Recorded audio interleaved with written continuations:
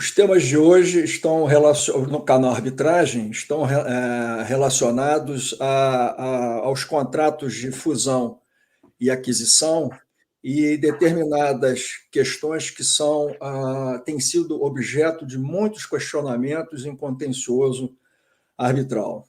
Essas questões que serão tratadas são basicamente, nomeadamente, questões atinentes às declarações e garantias, as cláusulas sandbagging e também anti-sandbagging, e as cláusulas de earn-out.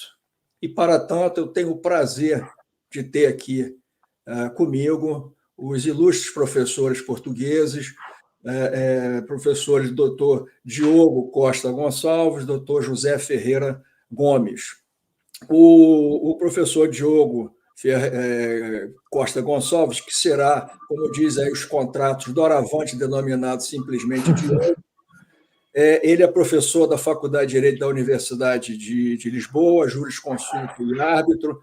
Ele tem uma vasta obra publicada em temas de teoria geral do direito civil, direito das obrigações, direito das sociedades comerciais e do mercado de capitais, do direito da arbitragem. Ele é investigador do Centro de Investigação de Direito Privado, membro da Associação Friends of the Hamburg Max Planck Institute for Comparative International Private Law, membro também da Associação Luso-Alemã de Juristas, da Associação Portuguesa de Arbitragem, do nosso Comitê Brasileiro de Arbitragem, da Associação Lusófona de Arbitragem e Mediação, do Clube Arbitralista de Lusófonos e também da Associação Latino-Americana de Arbitragem, que é a ALARB e CCI Portugal. Integra, obviamente, com essa qualificação toda, a lista integra a lista de árbitros de diversas câmaras arbitrais, seja em Portugal, aqui no Brasil, enfim, mundo afora. E também, de outra banda, o professor doutor José Ferreira Gomes, como eu disse também anteriormente, me referi ao Diogo doravante, simplesmente denominado José Ferreira. Ele é professor associado da Faculdade de Direito da Universidade de Lisboa, onde ele leciona as cadeiras de Direito Civil e Direito Comercial, é jurisconsulto e árbitro, doutor em Direito também pela mesma Faculdade de Direito da Universidade de Lisboa, tem LLM pela Columbia University, em Nova York, é licenciado da Faculdade de Direito da Universidade Católica Portuguesa. Ele desenvolve investigação em ramos do direito civil, do direito comercial, aqui para citar alguns, teoria geral do direito civil, teoria das obrigações, valores mobiliários, direito das sociedades. É autor de livros como Direito das Sociedades Cotadas, de 2023, a segunda edição. Tem um livro também muito bom, e eu tenho a oportunidade de volta e meia consultar, M&A, aquisição de empresas e de participações sociais, ele é de 2022, e juntamente com o Diogo, eles têm um livro que eu tenho visto aqui, tem sido extremamente citado na literatura, na doutrina brasileira, que é Imputação de Conhecimento às Sociedades Comerciais. Esse livro é de 2017, repito, em coautoria com o Diogo, e também tem livro sobre administração à fiscalização das sociedades comerciais, e, obviamente, dezenas de artigos publicados, assim como o Diogo, publicados em Portugal e mundo afora. Eu tenho o prazer de conhecê-los pessoalmente e eu posso garantir aos senhores e senhoras que são dois dos expoentes hoje da cultura jurídica portuguesa, e eu tenho o prazer de tê-los aqui no canal Arbitragem para tratar desses temas ligados aos contratos de M&A, né, que são essas declarações de garantias, cláusulas anti-sandbagging e earn-out. Mas, antes de tudo, eu gostaria de ouvi-los, porque quando nós falamos de contratos de aquisição de empresas, de aquisição de participação societária, esses contratos, ao longo do tempo, eles foram se transmutando naqueles contratos norte-americanos que nós vemos nas transações internacionais, né? São aqueles contratos enormes, coisas que o nosso sistema aqui, e acredito que o sistema português, tratavam normalmente uns contratos bem menos substanciosos, com menos cláusulas e condições, mas com o ritmo e essa mixação das culturas e dos negócios, sendo negócios internacionais, muitas empresas americanas, empresas estrangeiras, começou-se a utilizar esses contratos, né? E nós vimos essa importação de uma série de institutos que são peculiares ao sistema norte-americano, eles têm sido trazidos para o Brasil, e eu creio para Portugal, daí a minha primeira indagação, e eles têm sido importados para o Brasil sem uma reflexão, né, um pouco mais detida, mais aprofundada, sobre essa compatibilização desses institutos com o regime jurídico nacional. Né? É quase, muitas vezes, como um copia e cola, não dá para a gente afirmar, mas ele não há, muitas vezes, essa compatibilização, e isso tem sido feito ao longo do tempo, às duras penas, pelas doutrinas brasileiras e, creio, pela doutrina portuguesa. Eu queria saber de vocês, José e Diogo, como é que vocês percebem essa importação, se acontece em Portugal, tanto quanto eu tenho visto aqui no Brasil. Eu ouviria primeiro o José e depois eu passo a palavra para o Diogo, por favor. Pedro, muito obrigado. Antes de mais nada, muito obrigado pelo convite para estar aqui hoje. É uma alegria imensa estar aqui com você.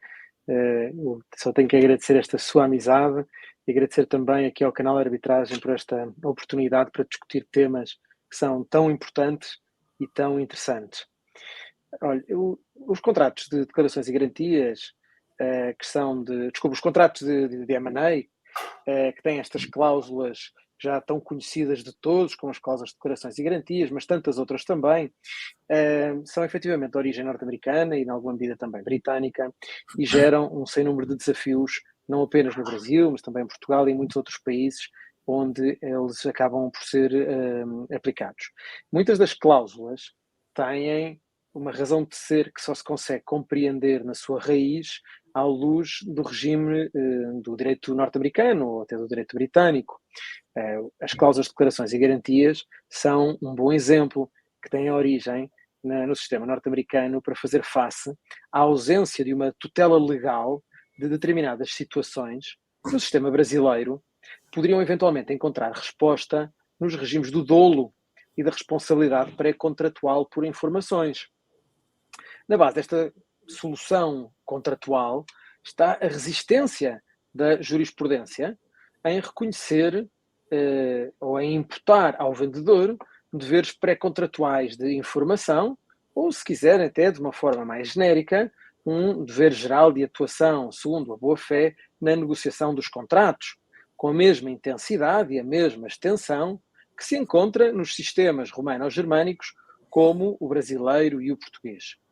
Está também o facto de o regime da misrepresentation nos sistemas de common law, que é mais ou menos um paralelo do nosso regime da indução em erro, em regra cobrir apenas condutas comissivas e não condutas omissivas, ou seja, cobre declarações falsas destinadas a induzir a contraparte a contratar, mas já não o silêncio, já não a omissão de informações à contraparte no processo negocial. E por isso compreende-se que, perante cláusulas como estas e tantas outras, se diga na prática que constituem um dos melhores exemplos daquele transplante crítico de soluções estrangeiras a que se referia a nossa querida professora Judite Martins Costa. Por isso, há efetivamente aqui um desafio de enquadramento dogmático, um desafio de recepção de uma prática contratual pensada para determinadas coordenadas e que ganha uma vida própria quando inserida noutro sistema jurídico com outras coordenadas. Em todo o caso, eu arriscar-me a dizer que não acho impossível hoje recuarmos no tempo e ignorarmos estas práticas contratuais. A verdade é que estas cláusulas têm hoje um papel nos nossos sistemas que, não se confundindo com aquele que desempenham, por exemplo, no sistema norte-americano, tem também um papel muito importante. Eu arriscar-me a recordar que quando eu comecei a exercer a advocacia, um advogado com quem eu trabalhava dizia, a propósito das cláusulas de declarações e garantias, que são longas, que são complexas, e ele dizia, eu prefiro não ter que discutir amanhã num tribunal arbitral se havia ou não havia um dever pré-contratual de informar sobre este aspecto, sobre esta licença para o funcionamento da fábrica, sobre a existência ou não de garantias prestadas a determinadas instituições. E por isso eu prefiro regular isso no contrato, sem prejuízo dos custos de transação que isso possa implicar, do que ter que discutir isto amanhã perante um tribunal arbitral.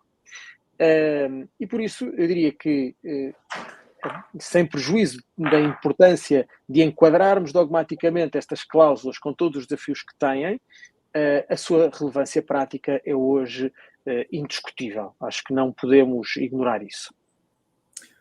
Sem dúvida, José, eu acho que você está coberto de razão. Realmente, não dá mais para recuarmos, enfim, adotarmos outro tipo de procedimento, de contratos, de cláusulas e condições que já está razoavelmente arraigado, inclusive, no inconsciente de todos os advogados que lidam com esses negócios jurídicos, com essas transações. Diogo, você gostaria de dar a sua opinião também a respeito desse tema? Sim, muito obrigado, Pedro, pelo convite, por nos receber aqui no direto ao ponto do canal Arbitragem, e é sempre uma alegria estar consigo e partilhar qualquer painel com o meu queridíssimo amigo José Ferreira Gomes. Eu concordo com o que o José disse.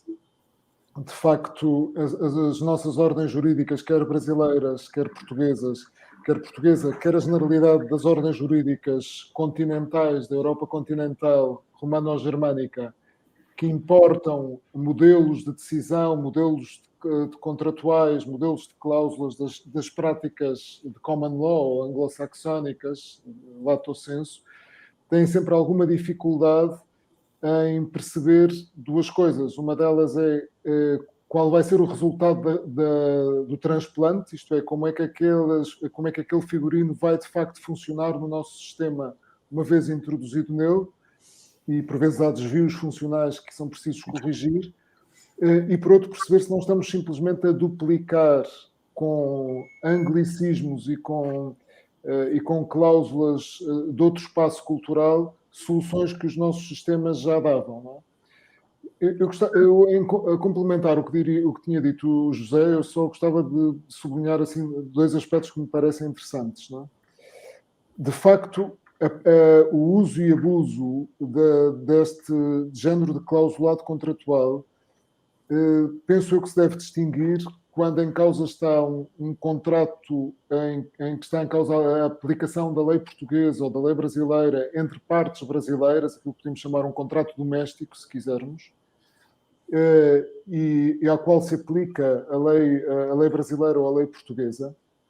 E creio que aí os problemas colocam-se em saber se, de facto, o que as partes quiseram, não obstante a utilização de cláusulas padrão internacionais, são os efeitos normalmente internacionalmente reconhecidos a essas cláusulas, quando inseridas numa governança do contrato puramente interna.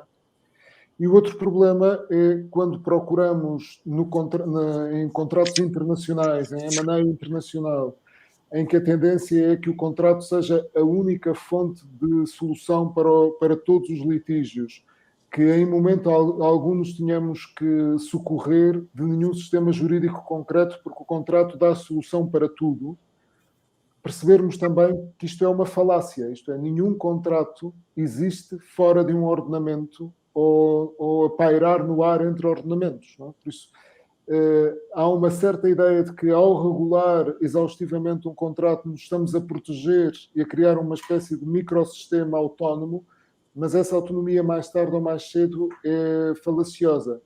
Nem que seja falaciosa pela própria cultura jurídica de quem está a interpretar e de quem está a aplicar. Eu costumo dizer muitas vezes que em arbitragem internacional, mais importante do que a lei da sede da arbitragem, mais importante do que a lei do processo, mais importante do que a lei que se vai aplicar ao mérito, mais importante do que a lei onde se vão produzir os efeitos, às vezes é a lei da cabeça do árbitro, isto é, a cultura jurídica do árbitro, que lhe permite olhar para um mesmo litígio, para um mesmo clausulado, visualizando lá soluções jurídicas bastante diversas. Muito obrigado aos dois. Eu realmente, antigamente, até a linguagem tem sido alterada, né? Antigamente, nos contratos, a gente colocava assim, dentre outros, então generalizava. Aí não, todos passaram a redigir na forma da redação americana, incluindo, mas não se limitando a, né? Quer dizer, hoje nós vemos essa redação, essa locução, realmente em todos os contratos, esqueceu-se do dentre outros. Eu tive um professor, que foi um dos autores da Lei de Sociedades Anônimas, o professor Lamy, Alfredo Lamy, ele dizia assim, um pouco assim, brincando, ele dizia, olha, o contrato americano é aquele contrato que você diz o seguinte, esse contrato ele é amarelo, mas aí você tem que logo esclarecer. Ele não é branco, ele não é azul, ele não é vermelho, ele não é preto, não basta você dizer que ele é amarelo. Você tem que ir especificando, qualificando, enfim. Mas, enfim, como vocês falaram, não temos como fugir a esse tipo de cláusulas e condições, enfim, isso aí já faz parte, eu acho que já está integrado. O que nós temos é que integrar ao nosso, compatibilizar esses fenômenos jurídicos que são importados normalmente lá da Common Law para o nosso sistema civil. E aí eu já vou aqui, já também mencionando o nosso direto ao ponto, vamos direto ao ponto para tratar das cláusulas de declarações e garantias. Né? Uma pergunta que eu faria, primeiro eu gostaria de saber se os fatos que encerram essas expressões, eles têm consequências distintas ou, no final do dia, as consequências serão praticamente aquelas que já estão dispostas, previstas no próprio contrato. Né? E se há uma distinção, quer dizer, se há realmente uma distinção prática, ou seja, entre essas declarações e o que consta nas garantias, se no final da linha a consequência é praticamente a indenização a que vem prevista no contrato. E saber qual é a função específica dessas cláusulas de declarações e garantias. Seria reduzir a incerteza para o comprador, seria até permitir ao comprador que entre a assinatura do contrato e o fechamento da transação, ele percebendo que há uma falha, um defeito ou uma falha nas declarações, ele não assinar, não concluir o negócio lá no chamado closing. Enfim, eu gostaria de ouvir a observação de vocês com relação a essas cláusulas de declarações e garantias. E aí eu começo, então, nesse momento, com o Diogo, por favor. Obrigado, Pedro. Então, distinção entre declarações e garantias, se ela existe ou não existe, não é?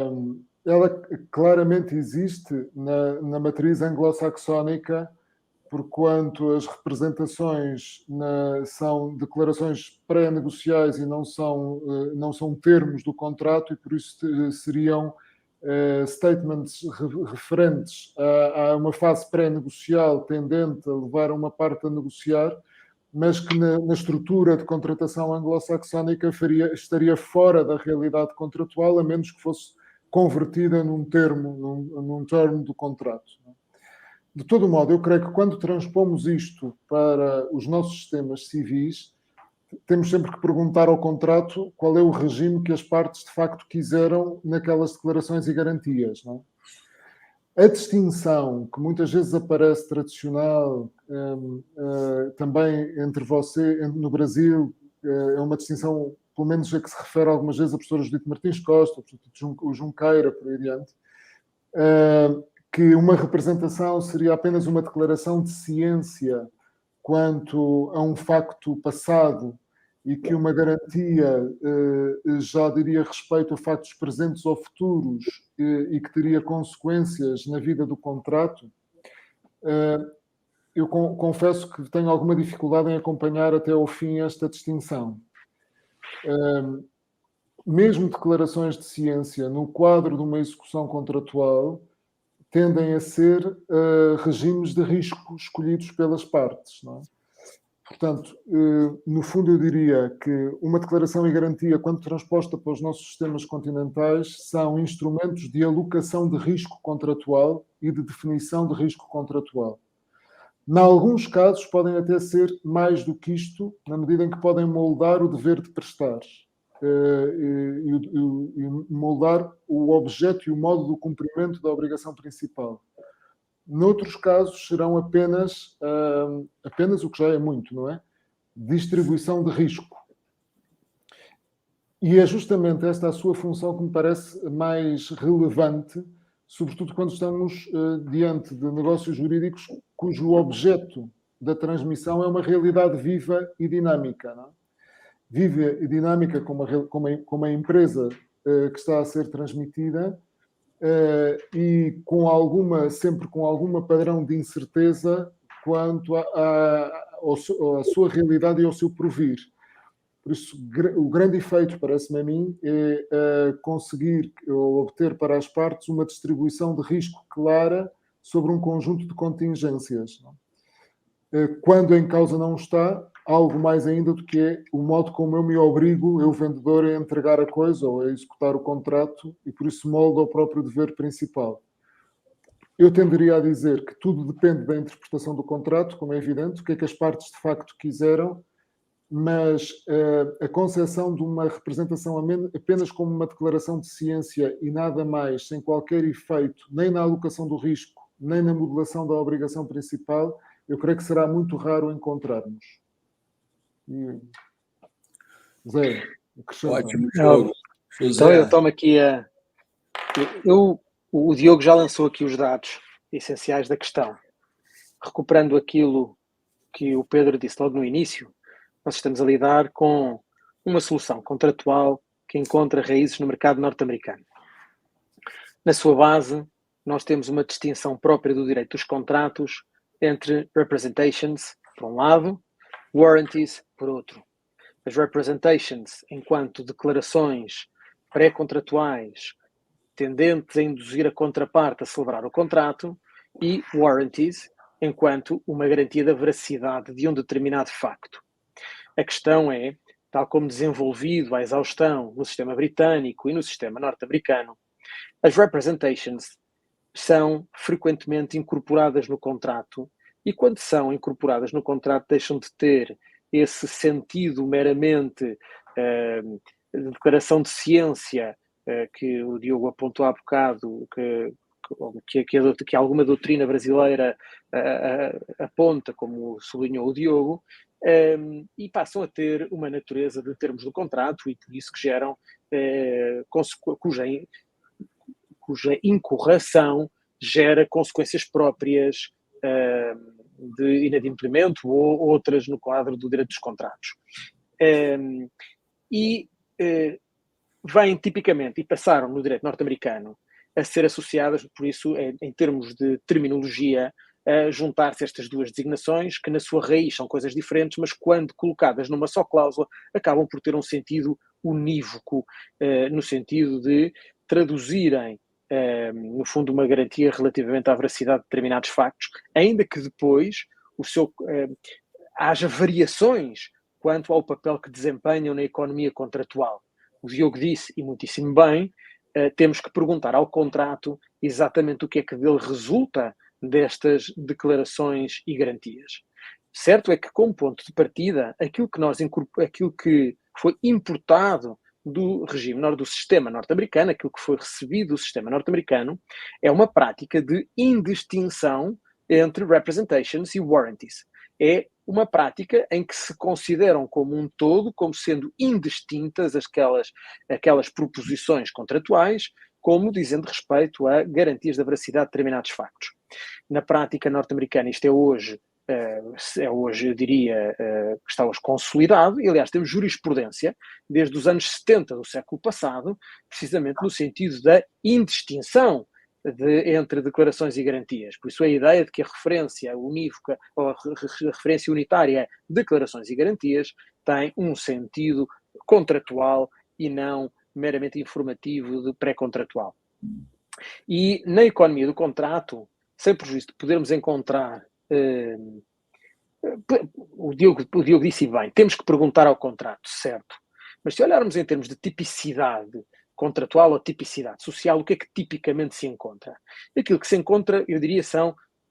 eu analisei isto já no passado, à luz de uma matriz em que distinguia, por um lado, qual é que é a autonomia da cláusula de declarações e garantias relativamente ao regime dos vícios redivitórios e, por outro lado, qual é que é a intensidade da garantia. É uma garantia sem mais ou é uma garantia qualificada pelo conhecimento, por exemplo? Mas vamos só centrar-nos no primeiro pilar. A ideia de que, se eu digo que o vendedor se obriga a entregar uma empresa e que a empresa, tal como resulta da cláusula de declarações e garantias, tem determinado... Então, o ponto de partida seria que o vendedor se está obrigado a entregar a empresa com aquelas qualidades. Como tal, se entrega a empresa, mas sem as qualidades prometidas, isso tem consequências, que são as consequências próprias dos vícios redivitórios.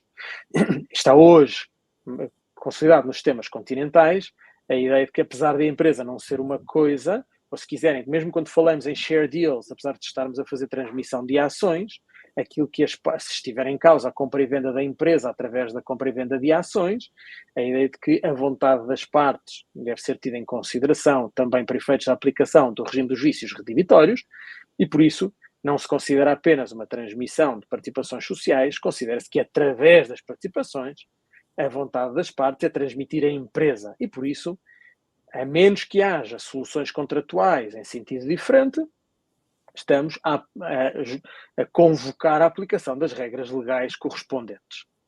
Por isso, eu digo que me entrega uma empresa com determinadas qualidades. Se ela não tem as qualidades, eu respondo por isso.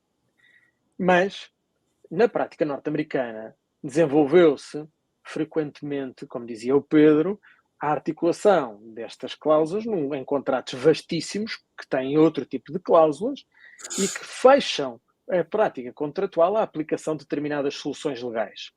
Ora, quando isto sucede, basicamente o que as partes estão a fazer é, há uma cláusula de declarações e garantias, as partes, ou se quiserem, o vendedor declara a veracidade, garante a veracidade de determinados factos, e se houver incorreção destas garantias, ou destas declarações e garantias, isso tem as consequências que estão previstas no contrato, mas ficam afastadas consequências que de outra forma poderiam resultar da lei. E o Pedro já enunciou algumas consequências possíveis. Tipicamente, nós temos direitos conferidos ao comprador, de entre a assinatura do contrato e a produção dos seus efeitos após o closing, o comprador poder exigir um ajustamento do preço inicialmente acordado dentro do intervalo que tenha sido fixado, por exemplo.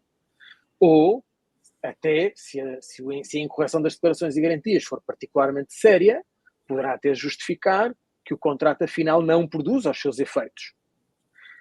Ou poderá até haver pequenas compensações previstas em função da incorreção desta ou daquela declarações e garantias, em função da importância que as partes associam, a importância que as partes dão a este ou àquele ponto no contrato. Não é?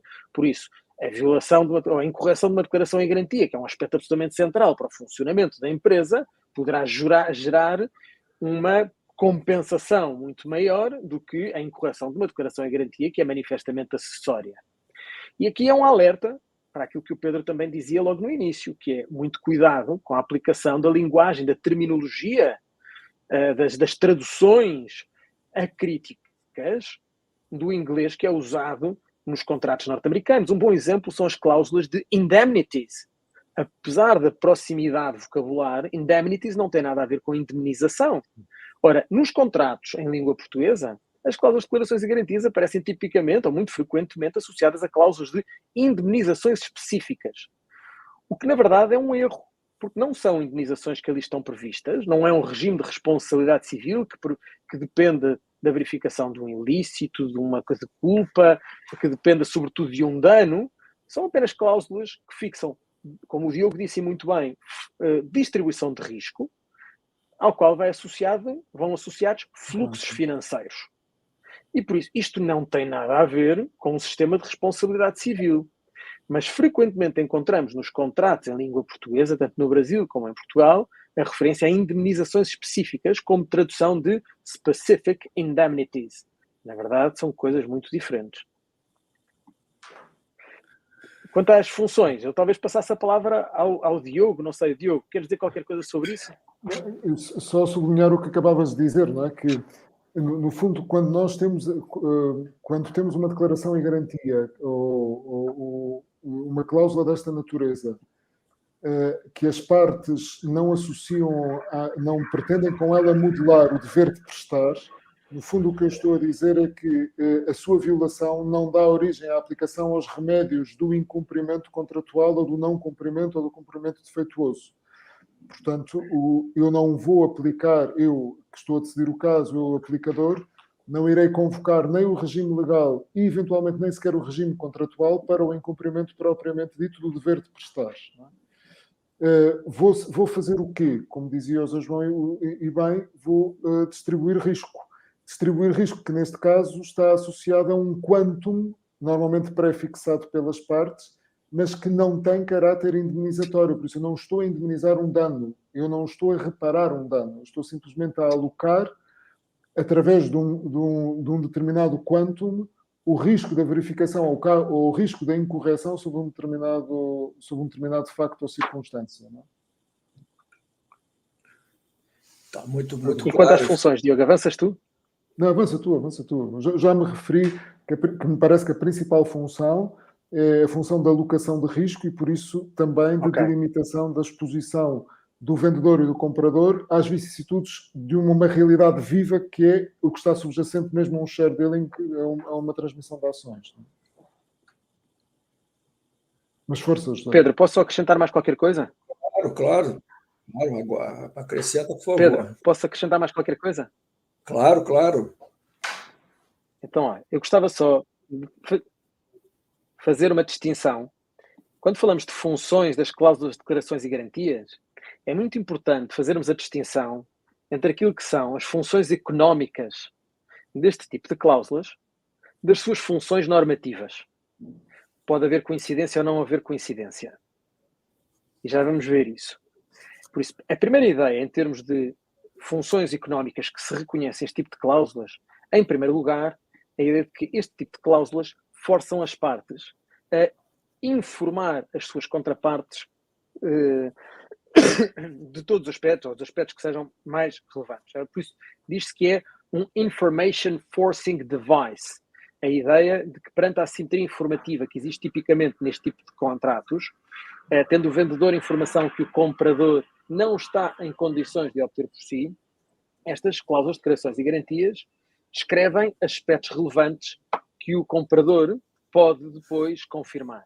E por isso, o vendedor, sabendo que depois do closing o comprador estará em condições de confirmar a veracidade das declarações, tem um incentivo para prestar antecipadamente as informações que se revelem necessárias para esclarecer o comprador. E, tipicamente, na negociação destas cláusulas, o comprador tende a apresentar uma checklist das informações que pretende. E, por isso, força o vendedor a, pelo menos sobre esses aspectos, prestar todas as informações adequadas. Em segundo lugar, estas cláusulas têm a tal função de distribuição de risco que o Diogo já referiu e por isso não vou referir mais, também já referi qualquer coisa sobre isso. Em terceiro lugar, estas cláusulas facilitam a posição da parte lesada em caso de litígio, ao deslocar determinadas questões que noutras circunstâncias seriam enquadráveis na indução negligente ou dolosa em erro para o âmbito do incumprimento do contrato ou para o âmbito da aplicação de soluções contratuais especificamente previstas. Por isso, isto é outra variante da distribuição de risco entre as partes a que o Diogo se estava a referir. No fundo, é esta a ideia, não é? E já agora, isto não significa que estas funções... agora vamos ver como é que estas funções económicas se refletem em termos de funções normativas. No Brasil, alguns autores têm explorado as diferentes funções normativas deste tipo de cláusulas. Por exemplo, Giacomo Grezzana referia que há 4 funções. Uma função assecuratória, uma função conformativa, uma função informativa e uma função probatória. E que, por isso, o intérprete aplicador teria que olhar para o concreto contrato e, usando as palavras do Diogo há pouco, e perguntar ao contrato qual é o sentido das cláusulas de declarações e garantias. Será que elas se limitam a informar a contraparte? Será que se limitam a documentar aquilo que foi a informação prestada na negociação do contrato e, com isso, assegurando a posição de uma das partes? Ou será que modelam a obrigação de entrega, a obrigação principal? Se eu estou obrigado a entregar a empresa, modela a obrigação de entrega da coisa, da empresa? Ou vai mais longe, dentro do pensamento de Giacomo Grazzana, e tem uma função assecuratória, uma função de garantia. Ele distingue aqui, no fundo, entre uma obrigação de dar e a obrigação de garantia. Não é? Eu tenho aqui uma visão um bocadinho diferente desta construção. E por isso caberia perguntar então ao contrato que função é que a cláusula de declaração e garantia tem no seu contexto. Eu diria que, contrariamente àquilo que parece resultar da exposição do Giacomo, eu diria que em 99,999% dos casos me parece claro que a sua função é de garantia. É isso que é o típico em termos de prática empresarial. Não quer dizer que não haja exceções, mas esse é a generalidade dos casos. Ainda que depois o que é que se garante e como é que se garante variará de caso para caso, com profundas consequências.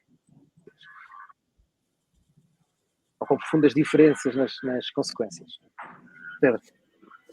Ótimo.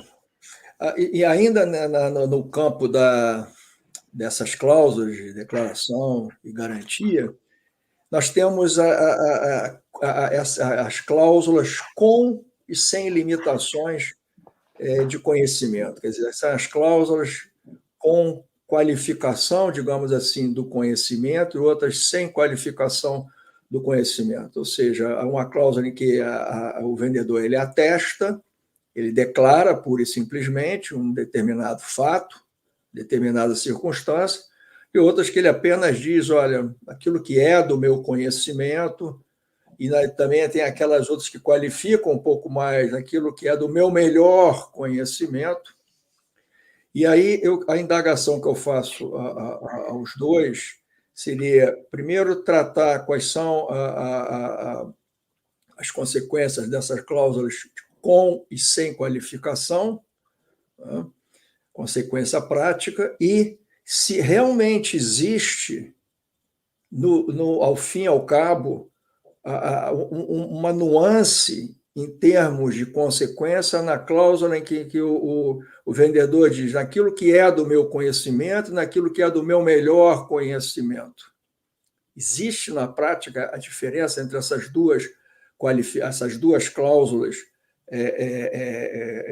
em que o vendedor ele apenas qualifica o conhecimento, e depois a diferença prática entre aquelas cláusulas, e aí as duas com qualificação e sem qualificação, sem limitação de conhecimento. Talvez o Diogo, o Zé João, vocês fiquem à vontade, para quem é que vai começar? Diogo, força. Então, eu diria que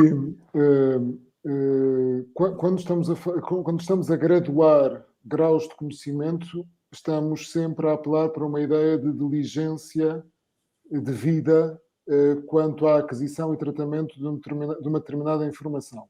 É sempre o que está por detrás, não é? Portanto, nas cláusulas de qualificação de conhecimento, em bom rigor, o que eu estou a apelar é para um comportamento ou um padrão de comportamento daquele que presta a declaração.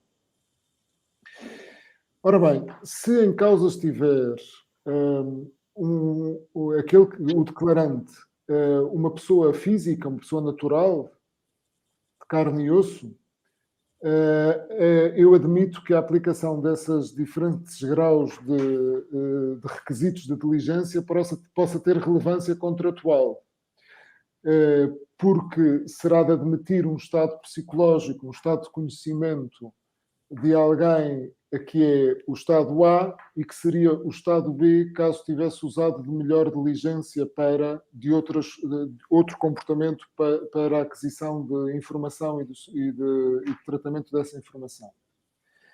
A verdade também é que sabemos que a esmagadora maioria dos negócios jurídicos desta importância têm por partes sociedades, companhias, pessoas jurídicas, e por isso o grosso do contencioso, creio eu, pelo menos aquele que observo, não tem pessoas físicas, ou não é o mais relevante a presença de pessoas físicas.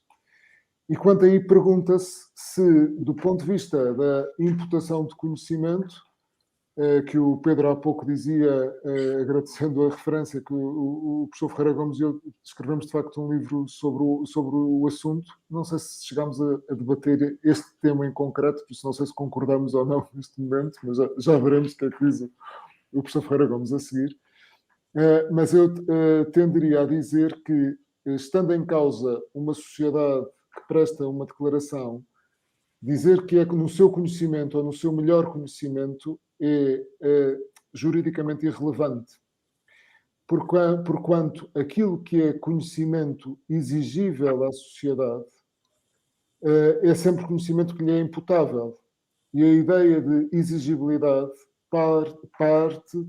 parte por um padrão de diligência, de organização da sua atividade, incompatível, creio eu, com uma distinção entre conhecimento e melhor conhecimento. Ou dito de outro modo, o conhecimento de uma sociedade é sempre o melhor conhecimento, porque o melhor conhecimento é aquele que lhe é sempre imputável, salvo exceção. Ainda assim, será de admitir que haja alguma redação de uma qualificação do conhecimento que vá para além do conhecimento normativamente exigível, por isso daquele que é sempre imputável, e que apele para um conjunto de outras diligências aquisitivas de conhecimento que nunca seriam imputados à sociedade nos termos gerais? Eventualmente, sim. Mais uma vez, teríamos que ver se o contrato é isso que está a prever ou não. Agora, naqueles casos que eu tenho tratado, a distinção das cláusulas, quando aplicada a uma companhia, por exemplo, parece-me irrelevante.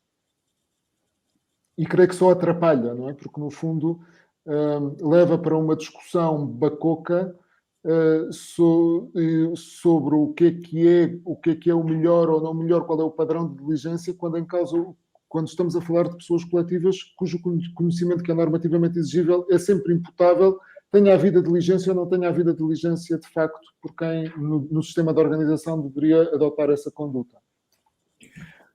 José, acompanha esse entendimento. O Diogo disse que ainda não havia conversado com você. Teremos aí uma nova edição do livro com pontos de vista distintos.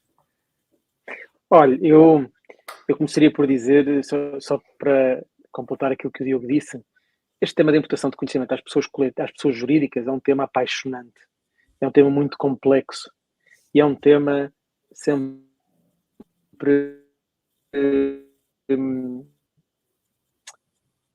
que nos deixa questionar permanentemente, mesmo quando já tomamos posição sobre os assuntos, vamos sempre recuperar as nossas dúvidas antigas. E por isso eu costumo dizer que, por muito confortável que esteja com a posição que o Diogo e eu fomos defendendo, vou sempre tendo algumas inquietações quando colocados perante alguns casos práticos. Dito isto, voltando aqui às cláusulas, eu faria claramente a distinção entre aquelas que não têm limitações de conhecimento e aquelas que sim têm limitações de conhecimento. As que não têm limitações de conhecimento são as chamadas garantias objetivas, de acordo com as quais o declarante responde pela desconformidade do declarado, independentemente de um juízo de ilicitude ou de culpa, haja o que houver. E por isso, no litígio, o ónus da prova do declaratário limita-se à desconformidade. Ele, declarante, declarou que a empresa tinha esta qualidade, afinal esta declaração não era verdadeira ou não era completa e, nesse sentido, tem que responder nos termos do contrato ou da lei. Por isso, em termos económicos, funcionam quase como um contrato de seguro. Há aqui uma distribuição de risco claríssima. Haja o que houver, o vendedor responde pela incorreção daquela declaração. Ora bem, nas cláusulas com limitações de conhecimento, passamos para um universo diferente. Nós já não estamos a discutir uma garantia objetiva, estamos a discutir uma garantia subjetiva. E temos tipicamente 3 tipos de formulação na prática. Tanto quanto é do conhecimento do vendedor, segunda, tanto quanto é do melhor conhecimento do vendedor, mas temos também uma terceira que ainda não foi aqui referida. Tanto quanto é do melhor conhecimento do vendedor e após investigação diligente. Por isso, to seller's knowledge, to the best knowledge of the seller, to the best of seller's knowledge and after diligent investigation. Ora bem, no fundo o que é que está aqui em causa? Aparentemente temos diferentes níveis de indagação. O declarante não garante a veracidade da declaração. Ele garante apenas que não tem conhecimento de nenhum facto que contradiga a declaração. E depois não há uma garantia objetiva. Ele não garante, haja o que houver, a correção daquela declaração. Ele limita-se a garantir que não tem conhecimento de qualquer facto que contradiga aquela declaração. E por isso ele não assume o risco que no futuro a declaração e a garantia se revelar incorreta, fruto de informação, entretanto, produzida sobre a situação passada da empresa.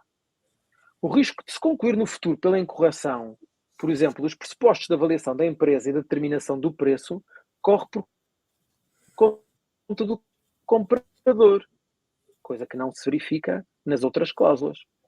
Só se não será se demonstrar que o vendedor devia conhecer a incorreção, por força do seu correto dever de indagação. Por isso, vamos lá ver agora cada uma daquelas variantes. Não é? A cláusula to seller's knowledge dispensa o declarante de qualquer indagação adicional. Ele declara o que tem a declarar com base no conhecimento que tem no momento em que celebra o contrato, fruto do desenvolvimento normal da sua atividade, e não na sequência de análises especificamente orientadas ao esclarecimento da contraparte. Por isso, ele não procura informação nova para transmitir à sua contraparte. Ele limita-se a transmitir a informação que tem e não mais do que isso. E depois aqui, obviamente, varia então, consoante estejamos a falar de uma pessoa singular, de um vendedor pessoa singular ou de um vendedor pessoa coletiva. Mas isso já o Diogo abordou e por isso eu não vou tratar agora aqui. Mas isto agora, olhando para a segunda variante, to the best knowledge of the seller, será que aqui há alguma coisa nova, seja o vendedor uma pessoa singular ou uma pessoa coletiva? Na verdade, não. Na verdade, continuamos a ter a mesma coisa. O vendedor não garante a veracidade da declaração, garante apenas que não tem informação sobre qualquer facto que possa contrariar aquela informação. Na verdade, é exatamente a mesma coisa e, aliás, isto já foi testado, novamente, nos tribunais norte-americanos e temos jurisprudência sobre isto, dizendo que, na verdade, este tipo de cláusulas, do seller's knowledge ou do seller's best knowledge, tem o mesmo alcance normativo. A terceira variante é que é diferente. A terceira variante é to the best of seller's knowledge and after diligent investigation. Ora, aqui fundamenta-se a responsabilidade do vendedor não apenas quando demonstrado que conhecia a divergência entre aquilo que declarou e a realidade, mas também quando devesse conhecer na sequência de uma indagação diligente, específica, no âmbito da negociação pré-contratual, que ele declara ter realizado para benefício do comprador. Ou seja, ele não se limita a dizer, olha, eu não tenho mais informações. Esta é a informação que eu tenho e, de acordo com esta informação, esta declaração é correta. Ele diz, eu fui confirmar, eu fui procurar, eu fui investigar. E, de acordo com esta investigação específica que eu desenvolvi para seu benefício, isto é correto. E, por isso, há, no fundo, aqui uma apreciação de uma diligência específica no quadro pré-contratual que tem consequências contratuais. Isto ajuda? Posso só fazer um comentário? Claro, Diogo. Eu creio que não concordo com o José Ferreira Gomes quanto à inexistência de qualquer relevância na segunda variante quando em causa estejam pessoas físicas. Porquanto eu não tenho a certeza que os nossos ordenamentos respondam exatamente do mesmo modo quanto às pessoas físicas quanto às pessoas coletivas, quanto às pessoas jurídicas. Isto é, sendo para mim muito favorável a ideia, ou estando eu, como o Zé João bem sabe, disponível ou muito favorável a entender que a ignorância culposa de uma pessoa singular deve gerar um estado de conhecimento, e por isso de importação de conhecimento mesmo às pessoas singulares, a verdade é que essa posição não é a mais comum entre nós, pelo menos em Portugal, quanto àquilo a que nós costumamos chamar o erro-vício culposo. Isto é, quando eu não sei algo, mas que uma diligência... Eu, pessoa singular, não sei algo, mas que uma diligência média me teria levado a conhecer. Isto é tratado como situação de erro para as pessoas físicas e de imputação de conhecimento, por isso de não erro para as pessoas coletivas. Não é? Portanto, quando estiver em causa uma pessoa física, eu não sei se a indiferenciação da segunda variante é assim tão clara ou não. Quanto à terceira variante, e glosando um bocadinho o que disse o professor Ferreira Gomes, o que me parece relevante é dizer só há uma avaliação de um padrão de diligência diverso daquele que já resultaria se, no fundo, o declarante estiver a garantir algo que vai para além do conhecimento que lhe seria normativamente exigível. E nesse caso, há algo de diligência a mais que eu tenho que demonstrar e verificar a sua existência ou não.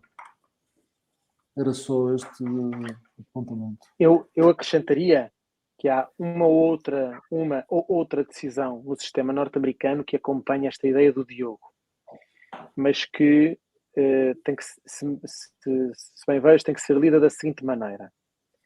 Quando o vendedor, seja ele uma pessoa singular ou jurídica, se limita a dizer, a declarar to the best of my knowledge or to my knowledge, na verdade o que ele está a dizer é ele não está a vincular-se a um padrão de diligência.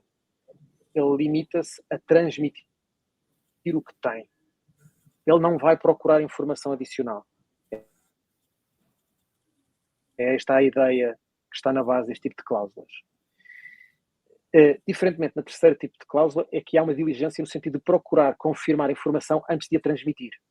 Ou seja, no primeiro caso, repetindo, no primeiro caso, o vendedor não se vincula a procurar informação para transmitir, só no terceiro caso é que assim seria.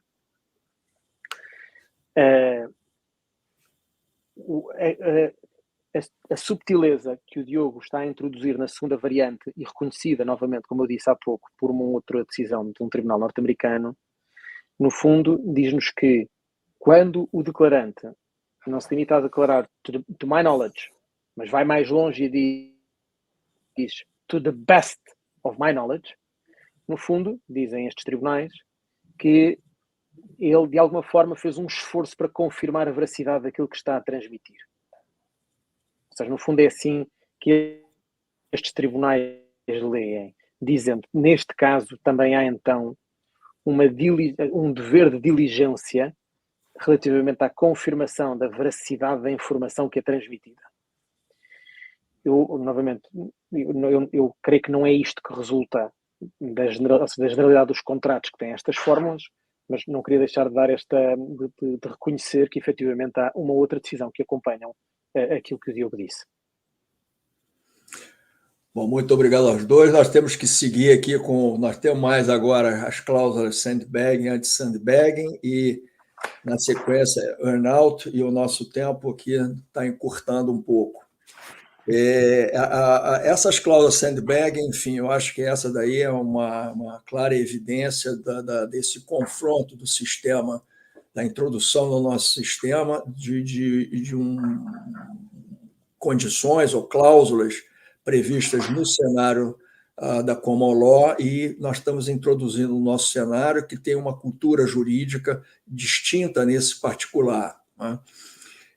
Então, você vê que a doutrina, acho que tanto aí quanto aqui, a doutrina se debate muito sobre essa eficácia, às vezes até mesmo validade dessa cláusula sandbagging, que na realidade permite ao comprador, muito embora já tendo ciência de determinado fato, assinar o contrato, no qual o vendedor declara algo que é distinto daquilo que ele tem ciência, ele assina e depois ele vai buscar lá o prejuízo, enfim, vai acionar o vendedor e buscar o que lhe for de direito nos termos do contrato.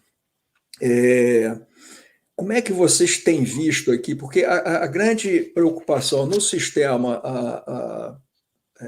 no nosso sistema, nós temos dois lados da moeda muito claro. Nós temos ali a força do contrato, a autonomia, a liberdade contratual, a autonomia contratual, a autonomia da vontade, nós temos a alocação de risco, temos normas dizendo que o julgador deve interferir o mínimo possível nas relações contratuais e acentuadamente no que diz respeito à alocação de risco que foi estabelecida pelas partes, quer dizer, um sistema de intervenção mínima. Do outro lado, nós temos aí a boa-fé objetiva, o dever de lealdade, dever de colaboração, de informação, temos aí até comportamento contraditório, que a parte tem ciência, ainda assim assina e depois vai buscar o que ele acha que tem direito, e você vai cair aí nas regras do abuso de direito.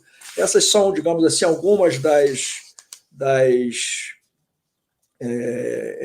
dos dois lados da moeda do entendimento doutrinário a respeito dessa cláusula sandbag. Eu até, outro dia, conversando com vocês, mencionei que nós já temos, em razão da cláusula anti-sandbag, nós temos também agora a cláusula anti-sandbag. Então, eu gostaria de ouvi-los sobre esse tema, que é um tema realmente que pulula aqui na nossa doutrina, na nossa seara jurídica, e eu acredito que é em Portugal também. Como é que vocês enxergam? A liberdade é para a inclusão, enfim, contratou, está contratado, ou tem nuances aí, tem outras repercussões, que são repercussões mais no campo da boa-fé e outros institutos aí que estão já cristalizados no nosso sistema jurídico há décadas e décadas, talvez centenas de anos. Pedro, se me permites, já, João, começaria eu só para dizer uma coisa, porque de facto creio que em Portugal, entre nós, quem melhor distinguiu as várias hipóteses ou as várias modalidades associadas ao sandbagging foi o José João Ferreira Gomes. Não é? Portanto, eu ia só dizer-lhe, sobretudo naquilo que é a distinção da alocação de risco ainda e daquilo que já não é. Eu diria só que me parece que há uma discussão prévia em Portugal e nos nossos ordenamentos, que é saber se aqueles institutos que gravitam em torno da boa-fé objetiva e que por isso que gravitam em torno da justiça objetiva dos contratos podem ou não ser dispensados, afastados pela vontade das partes. E, portanto, no fundo, o que nós podemos saber é se as partes podem ou não dizer que um comportamento de alguém que, conhecendo o erro, conhecendo a falsidade ou a desconformidade de uma declaração, se cala para vir mais da tarde buscar a consequência dessa falsidade, é algo que pode ser salvaguardado e mantido à luz de um contrato. Não? No nosso sistema português, eu creio, e apesar de haver discussão sobre isto, porque também há discussão sobre a disposição da disponibilidade face às partes de cláusulas como a alteração das circunstâncias, da rebus sic stantibus, etc. Não? Eu diria que aquele comportamento de alguém que, conhecendo a falsidade ou a desconformidade da declaração prestada pelo devedor, se lentifica, nada diz, violando eventualmente até um dever fiduciário pré-contratual que no nosso sistema se reconhece e que a especial intensidade das negociações poderia levar a um dever de desambiguar a situação. Não é? Para mais tarde se vir aproveitar dessa vantagem, não só viola um princípio fundamental de direito civil, que é ninguém se pode aproveitar do seu próprio ilícito, como é manifestamente contrário à boa-fé objetiva. E por isso, independentemente da cláusula contratual, o sistema português, a ser a lei que governa o contrato, rejeitá-lo-ia. Agora, nem todas as cláusulas são isto que eu estou a dizer. Não é? Isso é que me parece que é uma análise fina que o professor Ferreira Gomes faz e que Zé João calma agora. Obrigado, Diogo. Talvez começasse por recordar, para quem não está inteiramente familiarizado com este tipo de cláusulas, o que é que está aqui em causa. O termo sandbagging, para sacos de areia, ninguém sabe muito bem de onde é que vem este termo, mas diz-se, há por aí uma teoria que diz que tem origem no século XIX, quando delinquentes circulavam pelas ruas armados com meias de algodão. E estas eram aparentemente inocentes, mas quando cheias de areia, tornavam-se numa arma usada para o roubo de inocentes. Por isso, os sandbaggers apresentavam-se como inofensivos até o momento em que a sua vítima estava à sua mercê. E depois o termo terá alegadamente passado para o golfe, corresponderia ao comportamento daquele que se apresenta como pior jogador do que na verdade é, para se aproveitar de um oponente que de nada suspeita. E por isso, ao mentir sobre o seu nível de jogo, tem direito a tacas de handicap adicionais que aumentam a probabilidade de vencer o jogo. Agora, nas operações de M&A, refere-se tipicamente ao comportamento do comprador, que apesar de saber que uma declaração em garantia dada pelo vendedor é incorreta, conclui a operação de compra e venda, intentando depois uma ação contra o vendedor com base nessa incorreção. Dito isto, gostava só de sublinhar, no panorama internacional, as cláusulas de sandbagging dividem-se entre cláusulas pro-sandbagging e anti-sandbagging, consoante o sistema jurídico em que operam. O Diogo disse há bocado e muitíssimo bem, os contratos, por mais completos que sejam, nunca vivem à margem de um sistema jurídico. E por isso é preciso perceber em que sistema jurídico é que eles ganham vida.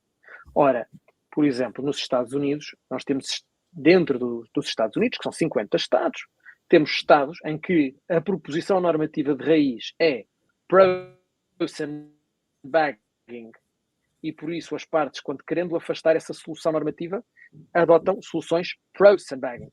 Mas temos outros estados que são pro-sandbagging e as partes podem ter interesse em contratar cláusulas anti-sandbagging.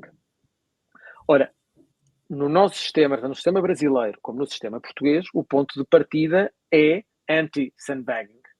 E por isso, o mais comum é encontrarem-se cláusulas pro-sandbagging. E aqui, vamos ver, então, como ponto de partida, eu disse que são anti-sandbagging. A ideia, o Diogo já disse, e muito bem, a ideia de que aquele que está silente, conhecendo a incorreção de uma garantia do vendedor, que nada diz, não pode depois do contrato vir aproveitar-se da incorreção da garantia para acionar o vendedor. Mas eu sublinharia este ponto. O Diogo teve o cuidado de dizer aquele que fica silente. É que a prática é muito mais rica em situações, e a jurisprudência sobre esta matéria demonstra isso mesmo em diferentes sistemas jurídicos. Conhecer ou não conhecer, para este efeito, é na verdade um juízo complexo. Eu posso ter conhecimento de indícios, mas posso não ter juntado as peças todas do puzzle que me permitam concluir, por exemplo, pela redução da produtividade de uma fábrica ou de uma unidade económica qualquer. E por isso, como é que eu vou dizer amanhã que conhece ou não conhece? Você conhecia. O conhecimento, neste caso, é um conhecimento complexo, assente no fundo, na articulação de inúmeros factos. O facto de eu conhecer um ou mais factos não significa que eu compreendesse o alcance desses factos. E mesmo que eu conhecesse os factos todos, não quer dizer que eu compreendesse como é que eles todos jogam em conjunto. E isto é muito relevante em tribunal. Depois há outra dimensão, que é, frequentemente na negociação dos contratos, as partes discordam quanto a determinados factos. E estamos em situações de assimetria informativa. O vendedor sabe mais do que o comprador. E por isso vamos imaginar que o comprador faz uma due diligence e o seu assessor técnico diz que a fábrica, tal como está equipada neste momento e atendendo à degradação das suas máquinas, produz 100 mil camisetas por dia. O vendedor diz, não, as máquinas estão em melhor condição e produzem 150 mil camisetas por dia. E o comprador diz, olha, eu acho que não, mas se tu estiveres disposto a assumir o risco e declarar que produz 150, o risco é teu, e se não produzirem as tais 150 que declaras, produzir-se-ão as consequências previstas no contrato, por exemplo, como vimos há bocado, specific indemnities, compensações específicas. O preço é fixado atendendo a determinada capacidade produtiva. Se a fábrica, afinal, produzir menos do que aquilo que foi declarado pelo vendedor, tem de haver um ajustamento no preço, ou tem de haver uma compensação específica. Aqui não operam as coordenadas gerais da boa-fé. As partes discordavam, distribuíram o risco, estão dentro da distribuição normal do risco no contrato. Diferente será se, como disse o Diogo, aquele que tomou conhecimento de um problema nas máquinas, nada diz, se fica calado, se não adverte a parte contrária quanto àquilo que pode ser um erro. Não é? E nesse caso poderá então haver fundamento para afirmar haver abuso e, como tal, o seu comportamento ser bloqueado. Não é? A invocação do direito poder ser bloqueado. No fundo, são estas as ideias de base.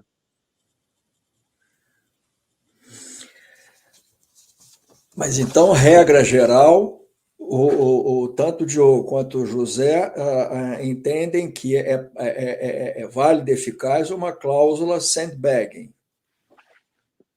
no contrato. Ora bem. A rigor, sim. Diogo, queres ir primeiro? Não, força. E eu vou acrescer, então, desculpa, José, eu vou acrescer. E se silente o contrato, é irrelevante termos uma cláusula anti-sandbagging. Essa parece-me mais consensual. Mas força, sim, João. Cláusula anti-sandbagging parece mais consensual. A cláusula pro-sandbagging, eu diria que há uma margem para as partes distribuírem o risco, mas o Diogo disse, e bem, há pouco, esta questão, na verdade, articula-se com um conjunto de outras para saber qual é a margem que o sistema dá às partes para afastarem as soluções legais de boa-fé, não é? Assentes na boa-fé. E por isso, eu diria que há um risco contratual que as partes podem modular, mas há, no fundo, não podem de todo não podem afastar a boa-fé como um todo, que opera aqui como uma válvula de escape, sempre independentemente da modulação da distribuição de risco contratual pelas partes. Sim, eu concordo. Desculpa, acabaste, Zé João? Sim, força.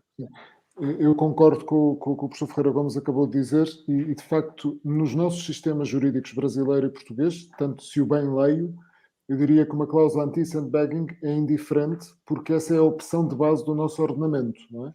Portanto, essa é aquela que se aplicará em qualquer silêncio. O problema colocar-se-á é justamente nas cláusulas pró-sandbagging.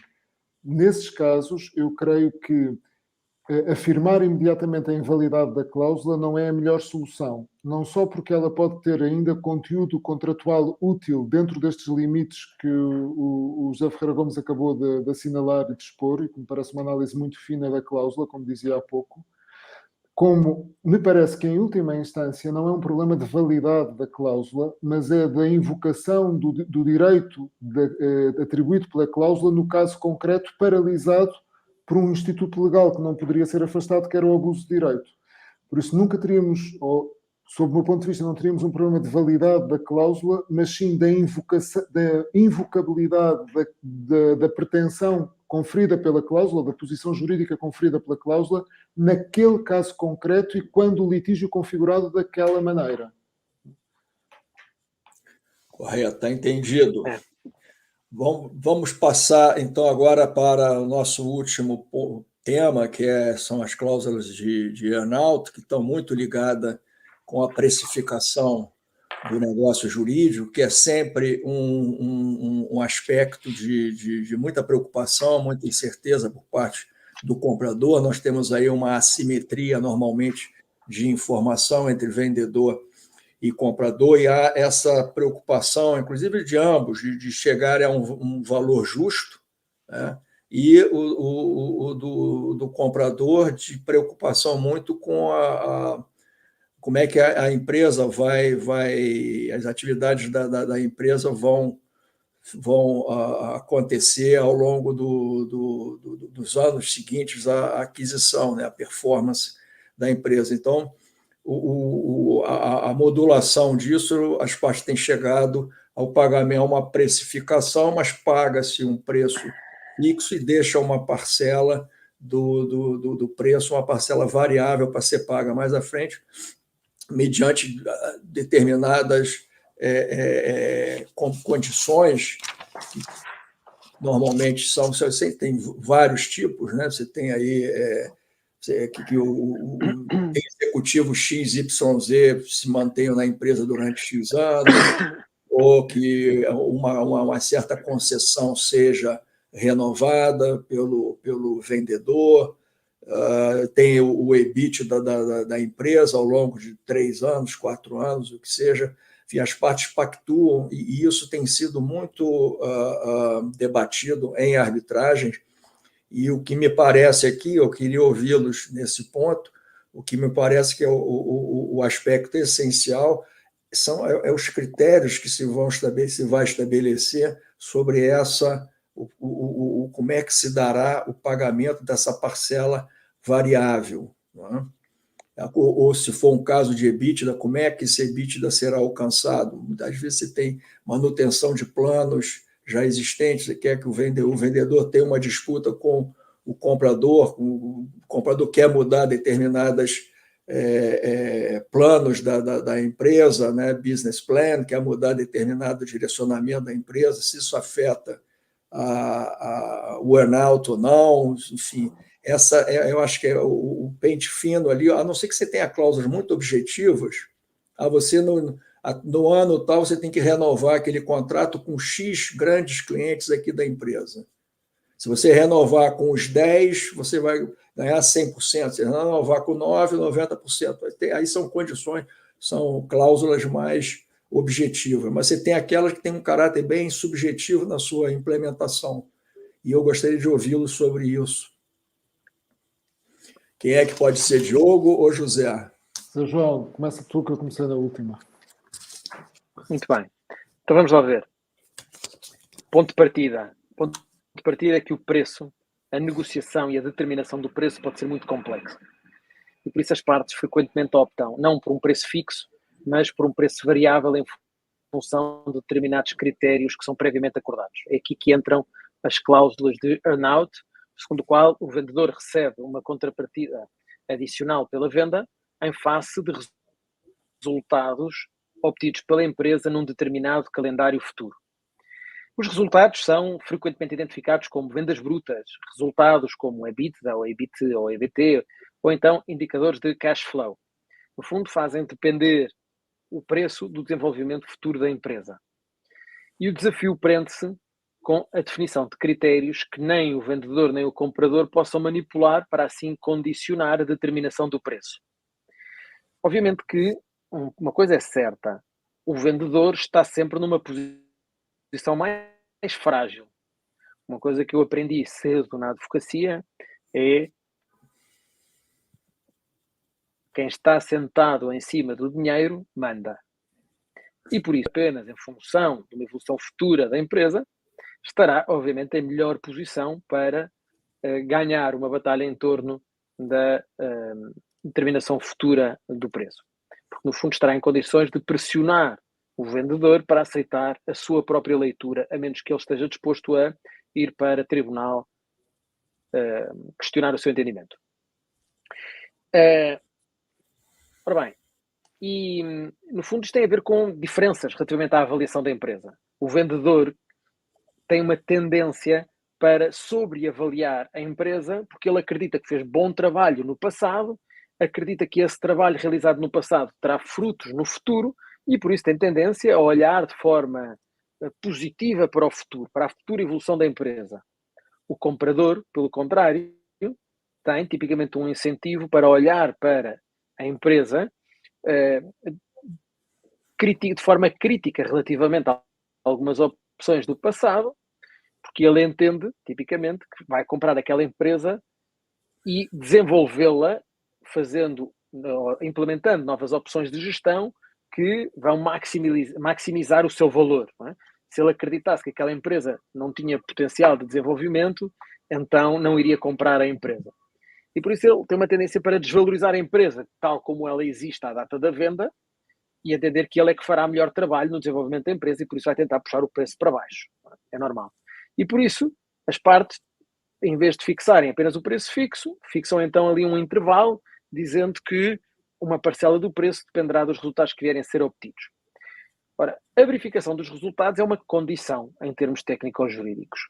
Isto significa que o comprador que toma posse da empresa e que comandará os destinos da empresa tem que atuar de acordo com a boa-fé na pendência da condição.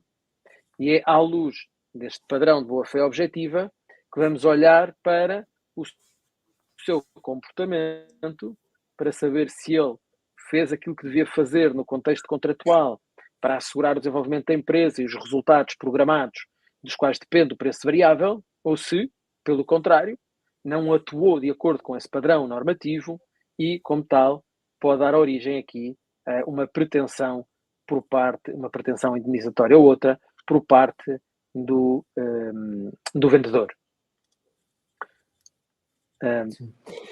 Eu acrescentaria só que eu creio que a melhor forma de enquadrar de facto estes litígios passa por recordar que uma cláusula de earn-out é uma condição e por isso apelar para o regime da condição. O José referiu bastante bem na pendência da condição. O comprador tem que pautar a sua conduta pela boa-fé e isso implica, na prática, não tomar posições ou não tomar decisões que, ainda que a coberto de uma livre discricionariedade empresarial, tenham por escopo, pelo menos dominante, afetar a posição jurídica do vendedor e, por isso, ser emulativo do interesse do vendedor neste preço. Só que o facto de considerarmos as cláusulas de earn-out uma condição que o são, de facto, leva-nos a um outro problema, a uma outra questão que, em parte, o Pedro chamou a atenção, que é porque a verificação da condição está, por regra, associada ao comportamento do comprador, que terá já nesta fase, no período de earn-out, já o domínio, pelo menos tendencialmente, o domínio sobre a empresa. É preciso garantir que a cláusula de earn-out não resulta numa pura condição potestativa, em que confere o pleno arbítrio ao comprador de verificar ou não verificar, ou de dar origem ou não à verificação do facto futuro incerto ao qual se sujeitou o preço variável. E nisto temos que estar atentos, porque numa redação aparentemente pouco problemática pode esconder-se uma condição verdadeiramente potestativa, em que, no facto, as partes estão a atribuir puramente ao comprador o arbítrio de dar por verificado ou não a condição do earn-out. E se assim for, o meu sistema, e creio que também o sistema brasileiro, se bem o leio, é muito avesso a condições puramente potestativas e por isso tendencialmente não as aceita, né? E expulsa-as do seu sistema. E por isso eu teria cuidado em relação a isto. Daí aquilo que o Pedro dizia, que era tão importante ou prevenia-se tanto mais litígio se conseguisse determinar o mais objetivamente possível as condições ou os factos que têm que ser praticados para a verificação da condição, não é? Isso significa reduzir a discricionariedade e reduzir o âmbito potestativo e, por isso, dar mais certeza à cláusula e dar também mais elementos para os árbitros conseguirem perceber qual é o padrão concreto de conduta que se desvia ou não se desvia daquilo que era a boa-fé objetiva. Exatamente, Diogo. Nesse particular, eu diria que a redação de determinadas condições ela tem que ser muito bem feita, a redação muito bem clara, sabe, deixar de uma forma bastante cristalina como é que vai se dar a implementação dessa condição. Até porque não é raro em arbitragens nós termos essa alegação da parte dizendo que a cláusula é puramente potestativa. Isso leva a essa consequência que você já apontou. O José queria fazer um acréscimo. Só um ponto exatamente no sentido que você está dizendo, Pedro. A importância da redação das cláusulas. Queria só partilhar, que eu acho que já tinha até comentado com você numa conversa anterior, que tive recentemente uma arbitragem em que se discutiu até a interpretação, a dar uma fórmula matemática, porque alguns dos critérios da fórmula podiam eventualmente suscitar ali duas interpretações divergentes com consequências de milhões. Por isso é importante até no desenho das fórmulas matemáticas se exige algum cuidado para não dar aso a estas dúvidas. Sobretudo quando são juristas a interpretá-las. É verdade, é verdade. Exatamente. Bom, meus caros, chegamos aqui ao fim dessa apresentação. Eu tenho só que agradecer ao canal Arbitragem, aí o direto ao ponto, e, obviamente, agradecer muito aos professores doutores Diogo Costa Gonçalves, José Ferreira Gomes, e eu reitero, leiam os escritos desses dois professores, sejam em artigos, que ele tem artigos publicados tanto em Portugal como fora de Portugal. No Brasil, nós temos também textos deles, e os livros também que eles publicam, que são sempre norteadores de uma boa parte do entendimento jurídico, seja português, obviamente, como também aqui no Brasil é muito observado e muito percebido o que eles escrevem, o que eles, enfim, os trabalhos a que eles se dedicam. Enfim, então eu quero agradecer aqui de novo aos dois, ao canal Arbitragem, e espero que aqueles que assistam a essa apresentação saiam daqui com um pouco mais iluminados com relação a esses entendimentos, a essas cláusulas e condições, declarações e garantias, earn-out, sandbagging clause, e, enfim, que seja muito útil para todos vocês. Um grande abraço a todos. Pedro, muito obrigado. Permita-me só repetir o obrigado por estar aqui a discutir hoje estes temas com você e com o meu querido amigo Diogo. Este diálogo transatlântico com o Brasil é tão enriquecedor.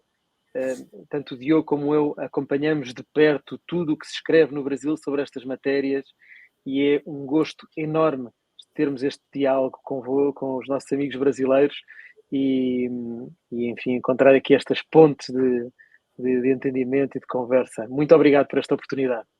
Muito obrigado, Pedro. Muito obrigado a todos. Obrigado aos dois.